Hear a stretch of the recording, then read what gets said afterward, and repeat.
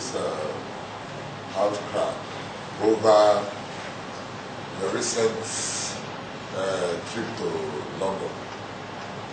You went to London, you led a delegation to London for the celebration of Boro Day, and they expect Boro to be immortalized in this part of the world. And you went to London with a large delegation, and people felt it's a waste of public funds. How would you respond to this? Well, you know that anybody who says that is probably repeating what I said earlier. I have always been a believer of the fact that Boro should be celebrated here, not in London. I did not go as said to participate in Boro Day in London. I actually went to engage Bayelsans in diaspora. Bayelsans in diaspora were not very well informed about what was going on in Bayelsa. And all kinds of things were being put into the internet. You know, today it's a globalized world. And people in the UK can put all kinds of things about Bayelsa because they hear rumors from Bayelsa. And I thought it was important for me to engage Bayelsans in diaspora as well, to inform them. Now, what better occasion than a gathering of all ages? Boro Day in London only offered the opportunity for me to engage them. So I went to participate in that event just to be able to have the opportunity of engaging them. I did so also in the United States. So it was not because I went here to celebrate Boro in London. I went there to engage Bayelsans in the UK and in the United States.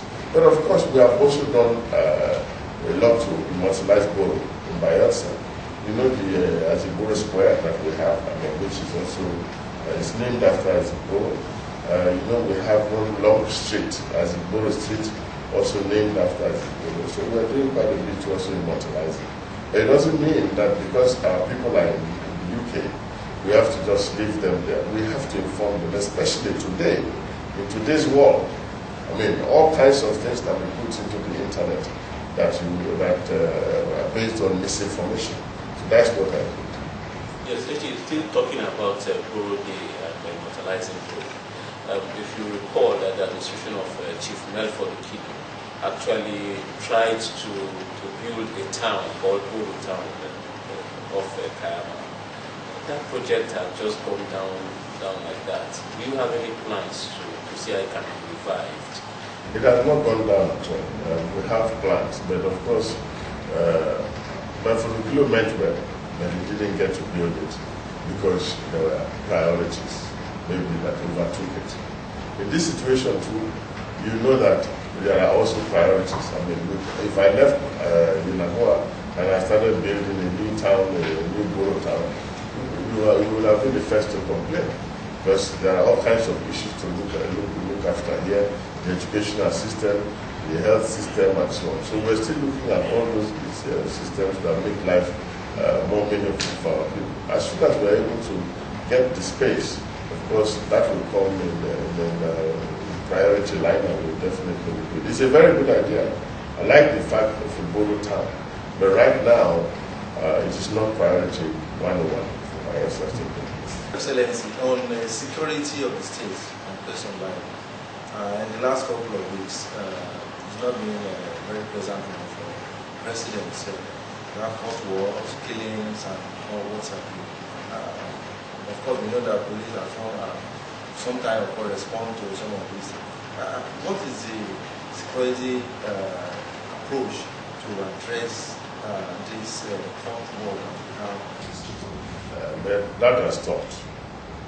We have made a lot of arrests. You know, it will always happen, whether you like it or not. No matter how you put the security, no matter how you put security measures in place, you know, people will always have some friction and, of course, disagreement. These are calls. I mean, the calls are underground things. Nobody really knows how to operate. And if they start fighting themselves, at least the beauty of it is that it was a fight among themselves. And the only problem was that it was happening in Bayelsa and it disturbed them. And the police and SSS swung into action, and I'm assuring you that we'll be able to get hold of the situation. And it has stopped so far. I mean, for the past over 1 week, we've not heard of any such thing. It happened, and it's actually got to a point that we have been able to get a hold of it. His Excellency, some people feel that this security outreach operation on Tambe, you use it to intimidate your enemies. What is your reaction on that? Well, people will always say things, but I'm sure you don't believe that, because Operation Tambe has helped Bayelsa. It was not something that I created. It was a creation of the Security Council, and that was in reaction to the security situation in Bayelsa. After the amnesty, when a lot of people came out of the creeks, we realized that there was a resurgence of criminal activities in Yenagoa. People were killed needlessly. People who went to the bank to withdraw money were killed and so on. So we had to do something about it. And those things now do not happen again. At least you agree with me that those things are now minimal. Of course, when in the process of law enforcement, I'm sure that mistakes may have been made, but that doesn't condemn Operation Fountain. We shouldn't throw the baby out with the bathwater. At least Operation Fountain is a very, very good thing that has happened to Bayelsa. A lot of people acknowledge it. Communities have come to thank me for Operation Fountain. People have come to say, look, this is what Fountain. I've heard a lot of good things about Fountain. But of course, you know, opposition people or criminals who would like to have a free reign will not be happy about such outfits. So they will always say one thing or the other. But all of us, even here, I believe, agree that Operation Fountain we have tried. But of course, in the areas where they have made some mistakes, we are also making sure that those mistakes will not recur. Well, actually, I would want to ask you this question. The Panshia market, where it is currently located, are you comfortable with it? No, I'm not. But you see, if you compare it to where it was, then you will understand. This market was in a school compound, in a secondary school compound. So it was an urgent need for us to move it out of the secondary school compound, because I visited the school and it was a pathetic sight. So now, the Panshia people have said this is their land. So they came and put it there.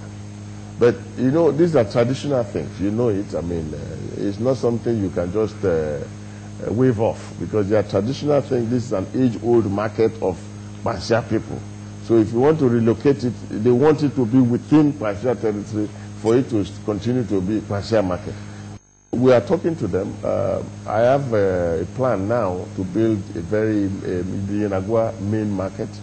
The Yenagoa main market will have provision for these flea markets and so on.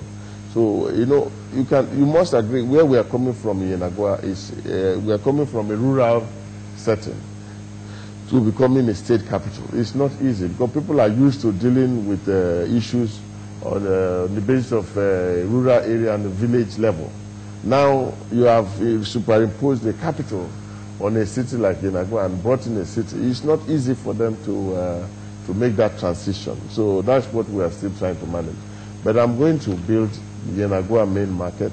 I'm going to collapse all markets to the Yenagoa main market. And we're going to ban even street trading, so that all this trading that is going on in Yenagoa streets will move into the market. It's going to be a very big